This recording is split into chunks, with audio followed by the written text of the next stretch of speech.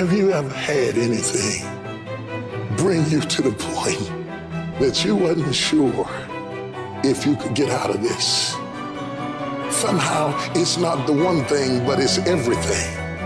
It's everything you went through all the years before, and to find out that the things are never going to stop coming at you, that finally brings you to the point that you say, you know what, I'm not sure I want to get up out of the bed in the morning if all I got to face is another fight. This is for those of you who are going through the fight. Those of you who are wondering, how can I keep going like this? Some of you have been through so much that you should have lost your mind. It's all right to fail as long as you fail forward. It's all right, but I need you to have heart, because there's some things you just can't get without perseverance. Don't think it's strange when things happen to you, because every man, every woman, every boy, every girl will go through a time where your faith will be tested. I know what it's like to barely hold on, to barely feel like you're breathing, to barely feel like you can come up for air. Look up. Look up and recognize that there is a way out. There is a path for you to take. And it's not an easy path. It takes courage and it's hard. But what is the other choice? What else can we do? Let the darkness completely consume us, be overtaken by temptation and vice? No. Do not accept that. You can triumph over these dark forces. You can become better. You can be better. You got more than you think. You can do more than you think. You can go further than you think. You can have more than you think. And stop blaming somebody else over what you don't have. It's time for you to know what you got in your hand. Stand up for your dreams. Stand up for what you want in your life. Decide that your life is so meaningful to you, that you love you and you love life so much that you're going to stand up for what you believe in, because you can fall for anything. And so by being committed to everything that I started, I finished it. It built a certain type of spirit. It built a certain type of mentality. And so now I couldn't quit even if I wanted to. I couldn't stop even if I wanted to. I had too much sweat equity in my life and everything that I was doing. When it gets tough, I'm gonna press my way. When I get tired, I'm gonna press my way. When it's not convenient, I'm gonna press my way. When my heart is broken, I'm gonna press my way. When I'm rejected, I'm gonna press my way. When I'm broke, I'm gonna press my way. When I'm despaired, I'm gonna press my way. You would just believe that your day coming, that the sacrifices you are making today, they gonna pay off. But if you do not believe, it ain't gonna happen. So I need you to work on your faith. I need you to wake up every day and say, today ain't today, but my day coming. And I will not give up until I get to that day. I will not stop. I will not give up. I will not give in until my day comes.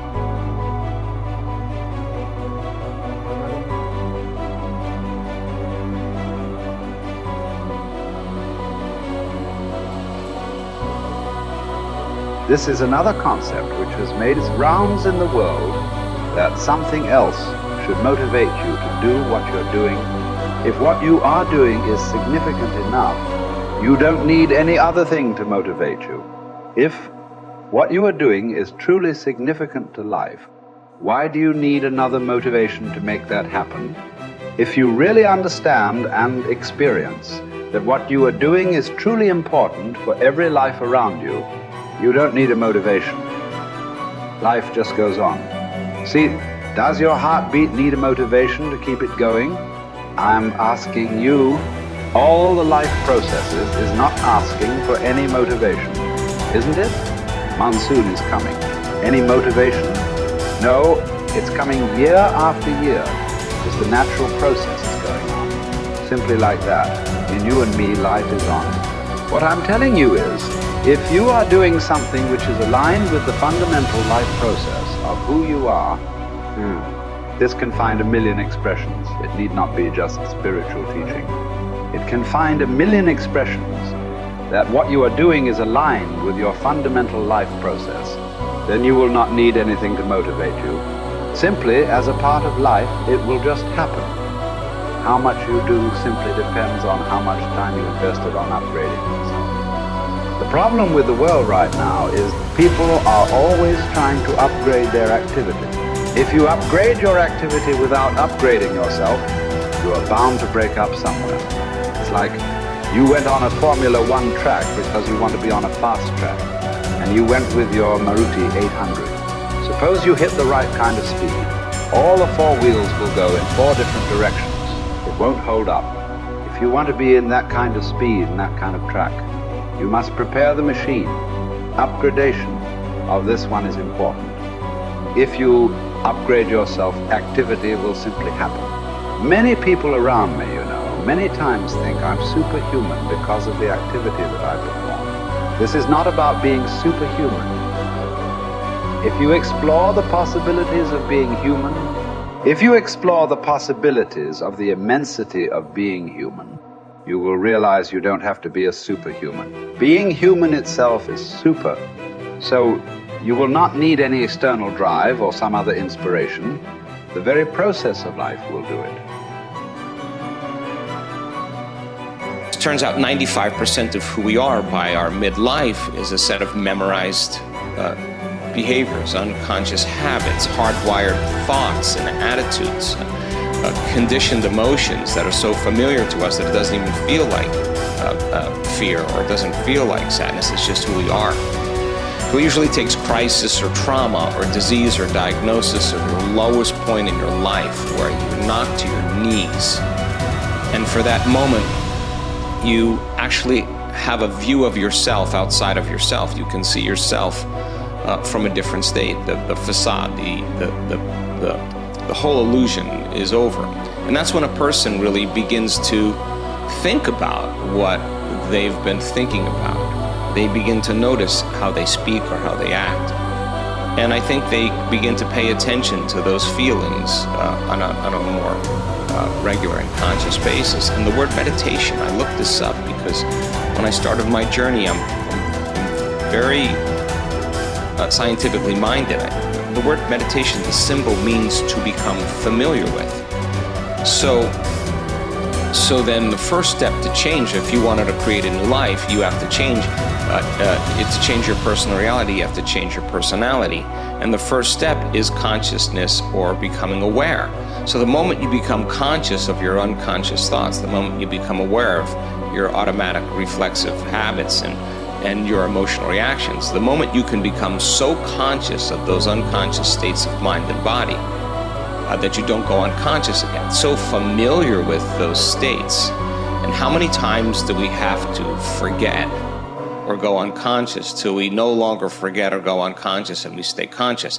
That's lighting a match in a dark place. And most people, when they do meditation, they actually think, when those voices come up and when the chatter starts and those emotions start, they actually think that they're doing their meditation wrong.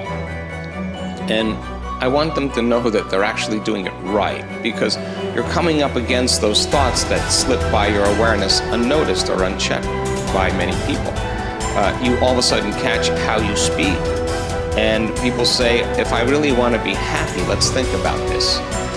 I don't want to complain. I don't want to blame. I don't want to make excuses. I don't want to feel sorry for myself. I'm going to stop that. Now that's breaking a habit of being yourself. That takes a lot of energy and a lot of awareness. And our environment then, the circumstances, our environment are always available for us to think and feel equal to everything in our life, So the environment for many people, as we said earlier, controls the way they think and feel. So when they respond to their coworker, when they respond to the news, when they respond to the traffic in their life, that response causes them to return back to those unconscious programs.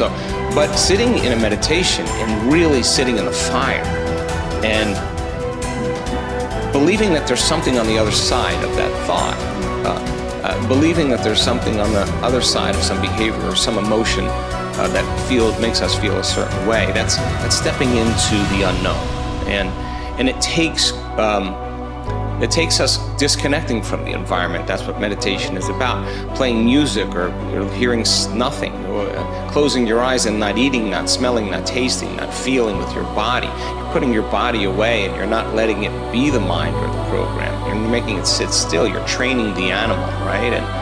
And a person starts feeling emotional and they catch themselves starting to feel those emotions. Instead of letting that emotion drive certain thoughts or actions, that person settles the body down in the meditation and brings it back into the present moment, and that's a victory.